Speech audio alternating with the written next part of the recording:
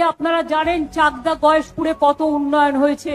এই যে all India institute হয়েছে এইমস এর, তার জন্য আমরা 300 কোটি টাকা দিয়ে রাস্তাঘাট সব করে দিয়েছি এবং 100 একর জমি দিয়েছি।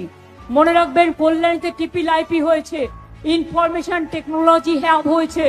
মনে রাখবেন ফ্লিপকার্ট অফ ইন্ডিয়া সারা পৃথিবীর জন্য ওখানে বিরাট একটা হাব হয়েছে তৈরি। এইভাবে বাংলার ডেয়ারি যেটা বন্ধ ছিল প্রায়, সেটাকে আমরা পুনরুদ্ধার করেছি চাকদা গয়েশপুর এই সমস্ত অঞ্চল জুড়ে। চাকদা গয়েশপুর অঞ্চলে আপনাদের রানাঘাটের শান্তিপুরের ফুলিয়া থেকে, দত্তপুকুর থেকে, আমাদের কৃষ্ণনগর থেকে, মাটির পুতুল থেকে, শান্তির ধামে শান্তি থেকে শুরু করে সহবস্থান থেকে শুরু করে আজকে সবকিছু হয়েছে।